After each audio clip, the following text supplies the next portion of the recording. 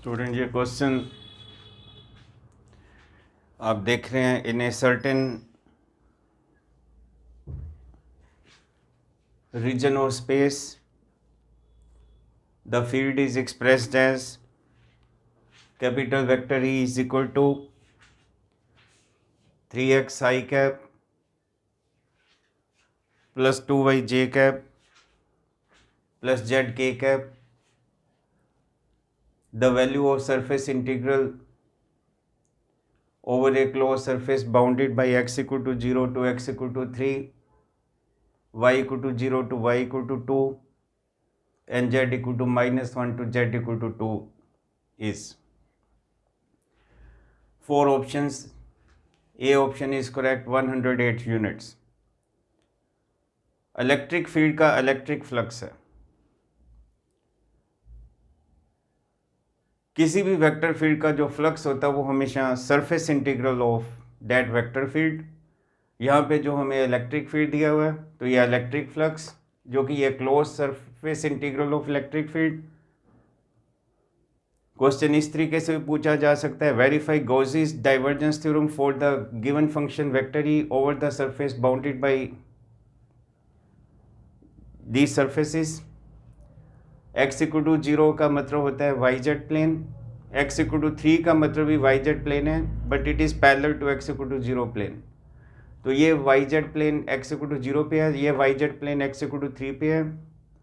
y equal to 0 का मतलब होता है एक्स जेड प्लेन, तो एक x z plane y equal to 0 पे है, अगला x z plane y equal to 2 पे है।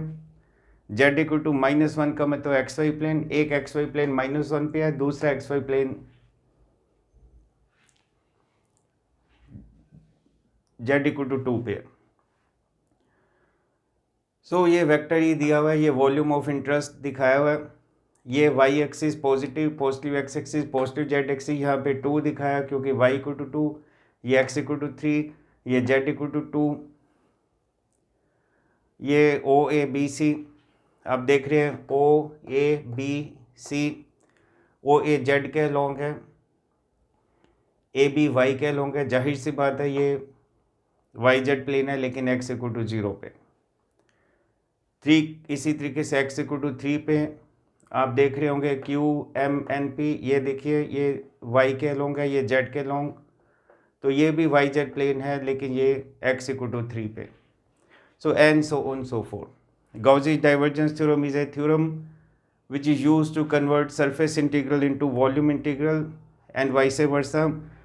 So closed surface integral of vector E is equal to volume integral of divergence of that vector field.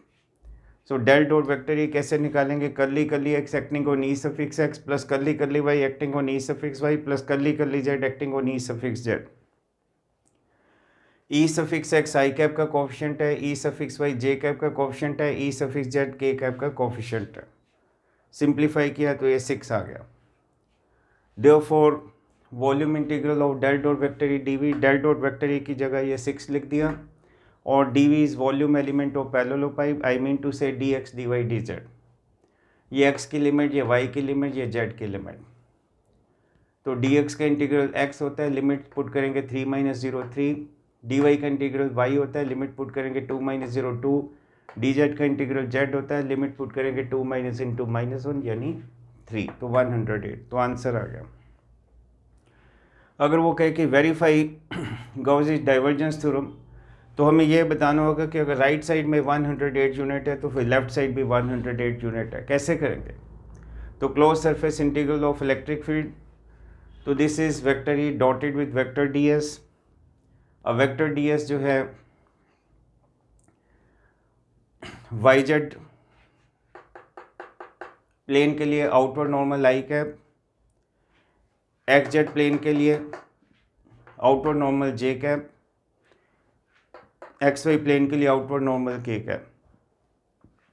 Solve किया तो i cap dot i cap 1, j cap dot j cap 1, k cap dot के cap 1। तो ये 3 terms आप देख रहे हैं, I1, I2 and I3।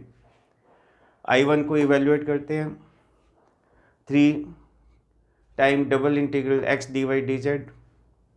अब देखिए इसमें वाई जेड प्लेन के corresponding y z plane x equal to 0 पे भी है, y z plane x equal to 3 पे भी है। तो वो वाई जेड प्लेन जो एक्स इक्वल टू 0 पे है उसका outward normal is along minus i cap, और वो वाई जेड प्लेन जो एक्स इक्वल टू 3 पे है उसका outward normal is plus i cap. तो x equal to 3 plus i cap के लिए जो है I1 इवेल्यूएट हो रहा है, क्योंकि x इक्वल टू 3 है तो 3 कांस्टेंट बाहर आ जाएगा, 3 इंटू 3। उसके बाद ये integral d y d z, एक y की लिमिट एक z की लिमिट। सो ये डी वाई का इंटीग्रल y लिमिट पुट की, डी जेड का इंटीग्रल लिमिट पुट की, तो ये 54 आ गया। ठीक इसी प्रकार से x equal to 0 y z plane है, उसके लिए मैंने I1 डैश लिखा, तो 3 double integral x d y d z, लेकिन x 0 है तो ये 0 आ गया। तो नेट क्या आ जाएगा, एक प्लस है एक माइनस है, तो ये प्लस यानी I1 और ये माइनस की कॉरस्पॉन्डिंग I1 डैश, ये 0 है तो ये 54 आ गया। अब इन YXZ प्लेन के लिए जो है वो I2 हम लिख रहे हैं, तो I2 is 2 time double integral y D Z D x. तो आप देखिए y इक्वल टू 2 जो है XZ प्लेन है उसके लिए outward normal is along j cap, y equal to 0 जो XZ प्लेन है उसके लिए outward normal is minus j cap. तो इस y इक्वल टू 2 के जिसके लिए outward normal plus j cap है, उसमें y की वैल्यू 2 2 कॉन्स्टेंट, और ये 2 इंटू 2 4, ये double integral D Z D x. तो ये 4 इंटू ये लिमिट पुट कर दी z की और x की, और z की लिमिट 2 माइनस इंटू -1 और x की लिमिट 3 माइनस 0। तो x की लिमिट जो है वो 0 से 3 और z की लिमिट -1 से 2।